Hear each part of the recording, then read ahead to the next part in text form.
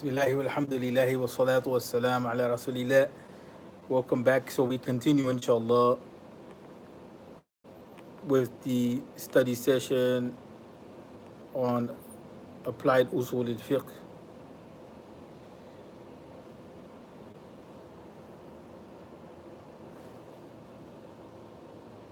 Is everyone, can someone give me a confirmation that the link went through?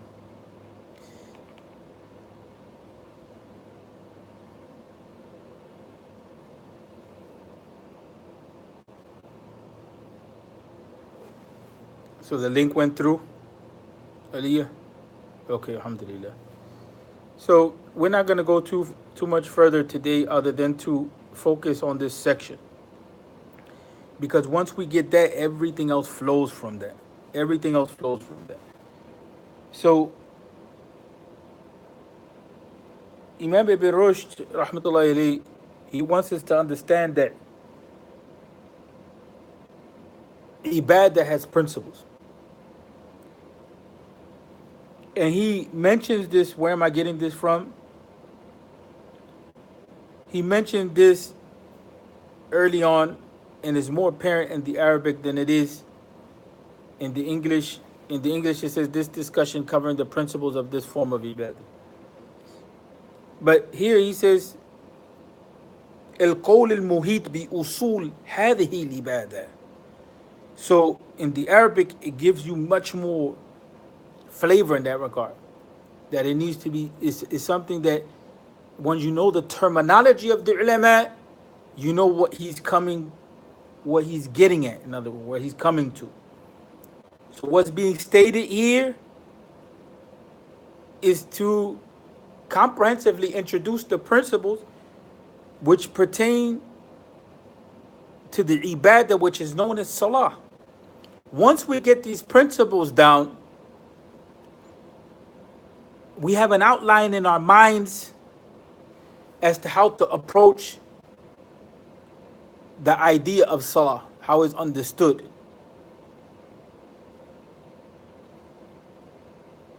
And so the thing that I left you with is the knowledge of the obligation.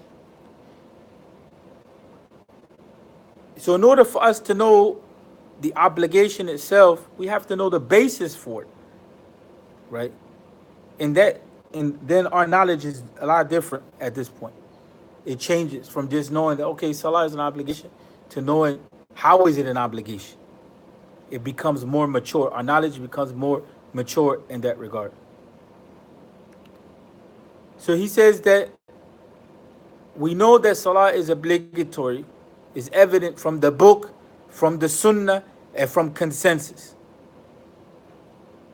So you notice he's not saying we know that it's an obligation from this particular ayat, and because the Prophet Muhammad said this, sallallahu alaihi wasallam, or because the sources, right, which indicate to us in more detail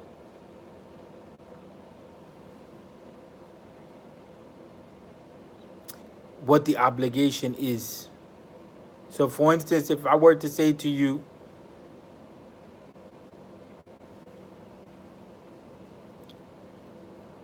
Rayhan is missing us. Hold on a second. The brothers should be coming on live now. So for instance, if you want to identify a region that a person is from, I want to know where you're from. I want to have an understanding, an indication, evidence of where you're from. So for instance, I see a birth certificate that says you're born in the United States. It's different than knowing what city you were born in,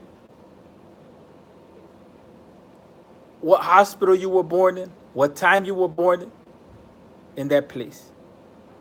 Here I'm just looking at a general sense. Okay, you're born in the United States. So in Usul al-Fiqh is the same thing.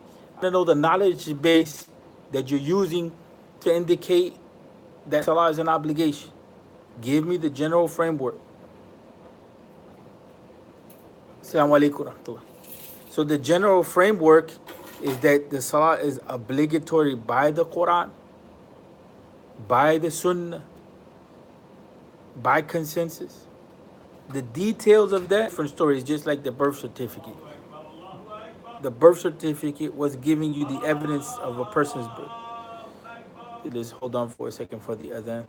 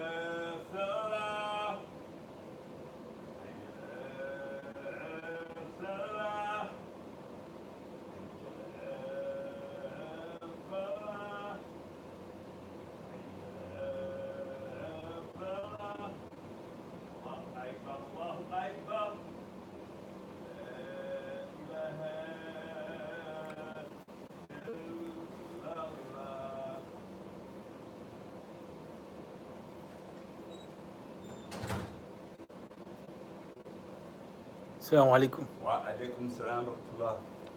كيف حالك؟ Alhamdulillah, how are you doing? هذا بداية. Alhamdulillah.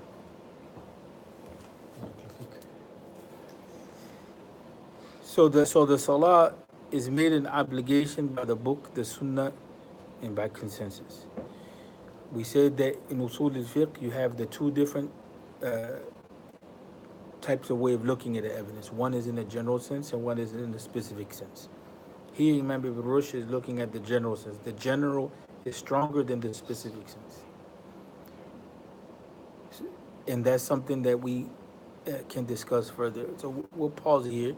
I expect that this is known. What are the what are the sources of the obligation?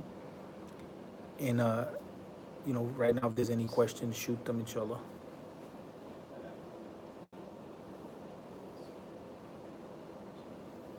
Part of the discussion is going to take place in our private circle is going to be on what's the difference between the general evidence and the detailed evidence, right? So now you see the benefit of why usul is important, because here was framing the stage for the discussion on the salah. Is first of all we have to know how it's an obligation. We have to know the sources of knowledge for it, and then from there we'll learn the details.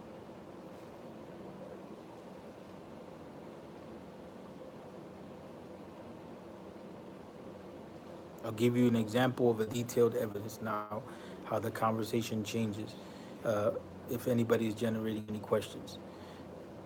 Here it says,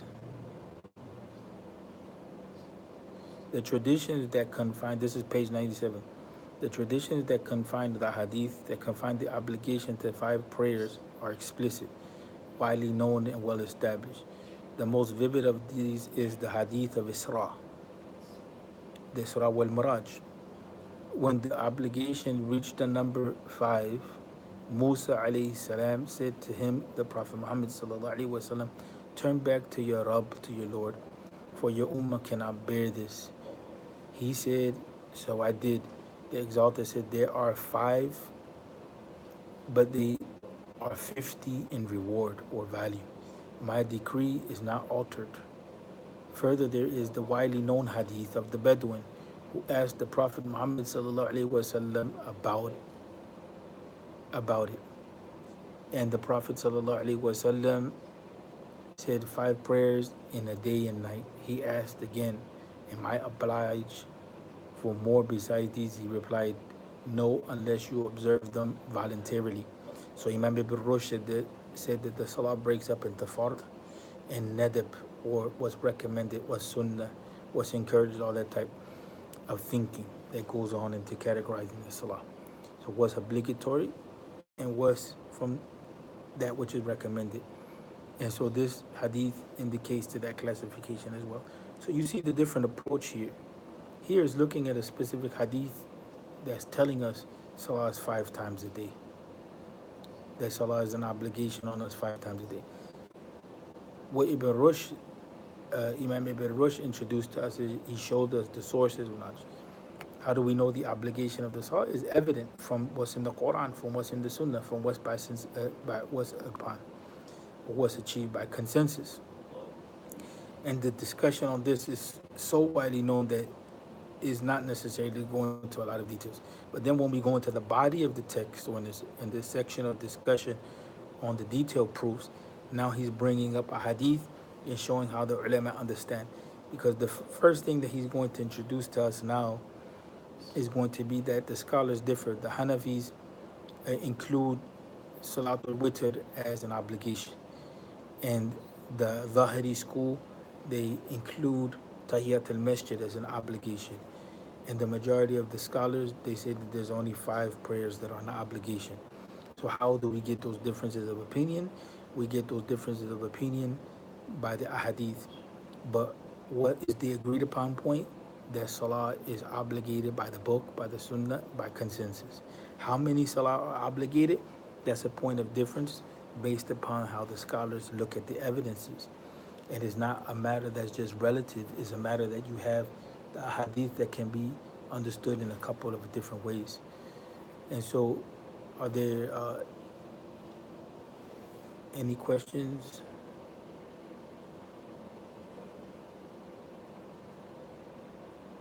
Well, here, the of knowledge, what they're only restricting themselves to the Quran, the Quraniyun. But with the Sunnah and the consensus, the dynamics change at that point in time. Right? The dynamics change at that point. The Sunnah explains to us the Quran. So there's no way around that point. The Quraniyun, they create their own arguments and they create their own problems because of what they delineate as the sources. That's why it's important to know Usul Fiqh. What is a source of knowledge? So basically, they're taking the Quran as a source of knowledge and their intellect, what they think about it, not the understanding of the Quran as it was taught